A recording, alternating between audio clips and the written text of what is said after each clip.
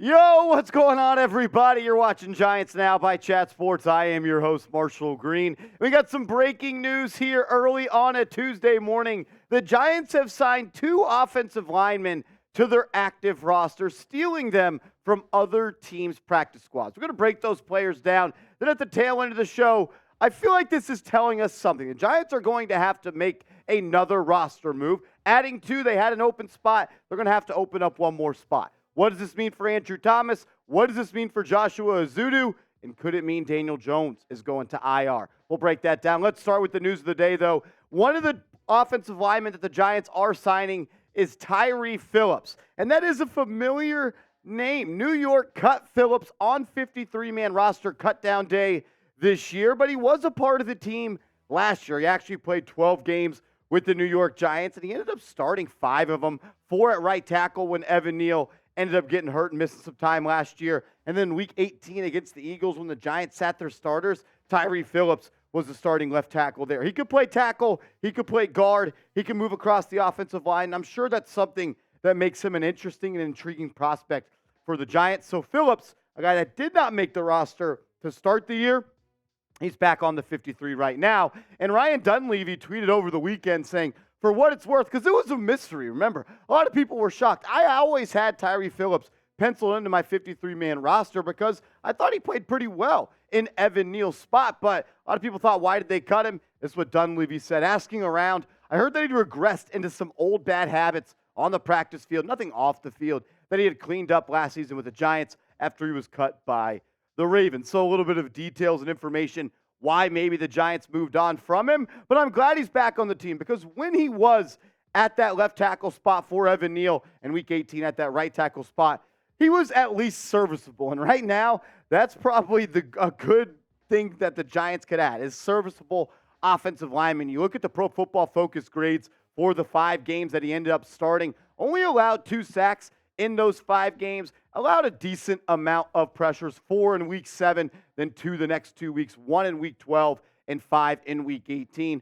Overall, he is a serviceable offensive lineman. He's not going to change the identity of this team. He's not going to make them go from a bottom 5 O-line to a top 5 O-line. He's just going to be able to fill in and play if he has to. Maybe that means Matt Parrott is going to be out longer or Zudo could be heading to IR. Some depth and a guy that's familiar with the system, Tyre Phillips, back with the New York Giants. Wasn't the only move they made, though. Joshua Miles is also going to be signing with the New York Giants. They signed him off the Falcons practice squad. If you're going to sign someone off someone's practice squad, they have to go straight to your active roster. He was a 7th-round pick back in the 2019 NFL Draft, and he has not started a game in the league. He's appeared in 17 games, never a start, though, and has only played 23 snaps in regular season football. A little bit in 2019 and a little bit in 2021. So this is what your updated offensive line depth chart looks like for the players that are on the active roster. Remember, Justin Pugh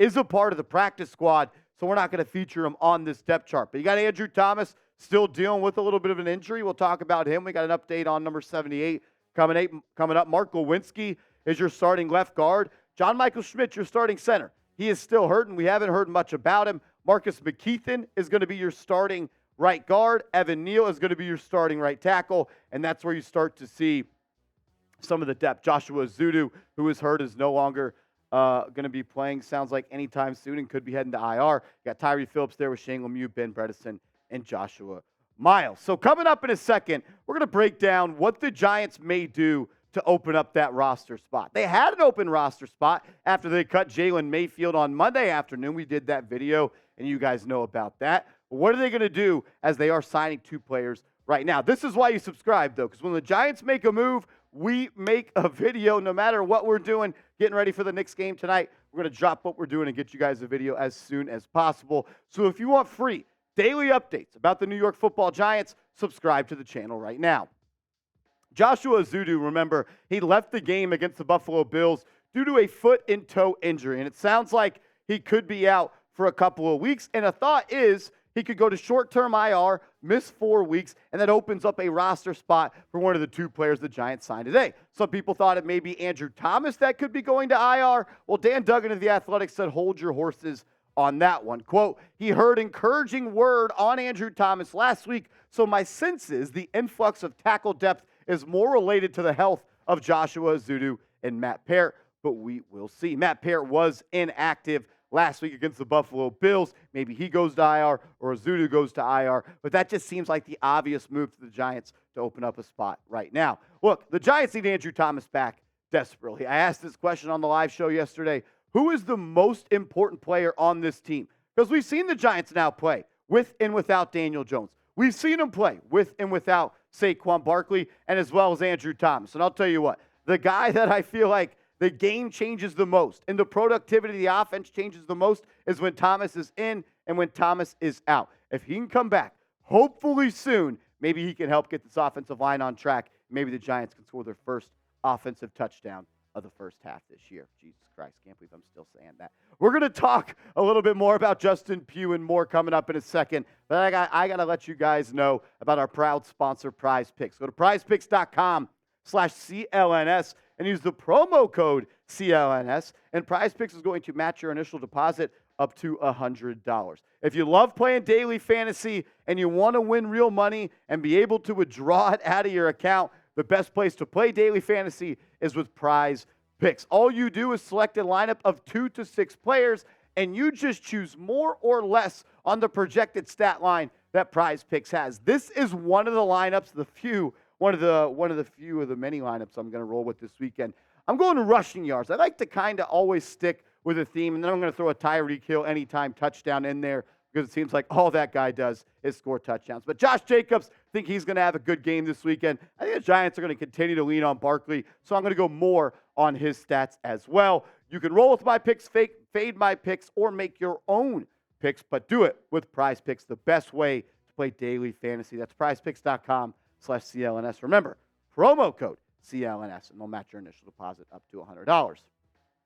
So another thought that I had immediately after the injuries to Zudo and Thomas and Matt Peart, when the Giants signed these two offensive linemen to their active roster, was what does this mean for Justin Pugh? Remember, the Giants have him on the practice squad right now. And Pugh wants to be an active roster player, and he wants a fully guaranteed contract. We have quotes from Justin Pugh in a second, but let's be honest. The dude did a great job on Sunday Night Football against the Buffalo Bills. Started out as the starting left guard, and then an injury to Ezeudu pushed him out to the island at left tackle, and he was actually solid. He did allow 2 sacks. One of them, he was extremely late off the snap count, and he said, you know what? I just don't have the cadence down yet, so that one's on me. The other one, look, everybody gets beat every once in a while, but I thought he played great. I thought when he was at left guard, the Giants were able to move the pile and get some push on the interior. I felt like the line of scrimmage was being moved in a favorable way for the Giants, and I thought he was able to be decent at that left tackle spot, which he hadn't played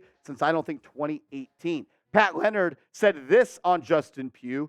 Pugh and the Giants talked transparently entering this. Pugh would try out as a practice squad player to prove he was healthy. If he did that, he would be worth a more formidable contract to reflect his value to the active roster. And certainly, Sunday night's emergency left tackle work qualifies as even more early value than anyone expected. This is simply phase 2 of what the Giants already discussed. Pugh has said all of this on record. Look, Justin Pugh wants a fully guaranteed contract, and he's probably going to get one pretty damn soon here. The Giants can only elevate Justin Pugh from the practice squad 2 more times before they have to make a decision on if they want him to be a member of this 53-man roster or maybe just a practice body, which at the end of the day would be moronic because he looked like the best offensive lineman on the field Sunday. Look, when you are on a practice squad, you can go sign with any other team in the NFL. The Giants just did that today, signing 2 players,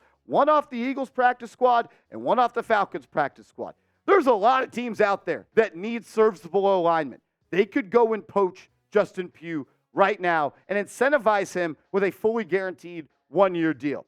Look, the Giants cannot afford to lose Justin Pugh. And if I'm Pugh, I'm pissed the hell off. You just signed a dude that's played 23 snaps in the National Football League, and you signed me off my couch 364 days since he last played in the NFL. And not only did he do a serviceable job after being in the building for 2 weeks at left guard, he kicked out to left tackle and was able to protect the blind side of your backup quarterback. And you don't reward him with the deal. You reward the guy that's not even in the building, doesn't even have a playbook, and has played 23 snaps in the NFL and hasn't been on a field since 2021. If I am Pugh, I am pissed the hell off right now. And look, let's talk about it from the Giants side. I'm sure Joe Schoen wants to see more. He knows Pugh is coming off a hurt knee and he had reconstructive surgery this offseason. Maybe he wants to see, can the old man on a bad knee hang up and be able to play and stay healthy over the next couple of weeks. So I'm not going to blame Joe Schoen for that thought process. I completely understand that. But what I am saying is this. If you lose out on Pugh, going to another team to get a secure deal, that's going to be another indictment on Joe Schoen's record on how he cannot fix this offensive line. The Giants cannot afford to see Justin Pugh suit up in any other uniform this season. If you want the Giants to sign Justin Pugh and give him that fully guaranteed contract that he deserves, type 67 down in the comment section right now. What he did on Sunday was extremely special. And I'm proud he's a part of this team, and I hope he remains a part of this team. As always, I just want to say thanks, and I appreciate you for tuning in to Giants Now by Chat Sports. If you haven't yet, give me a follow over on Twitter @MarshallGreen_.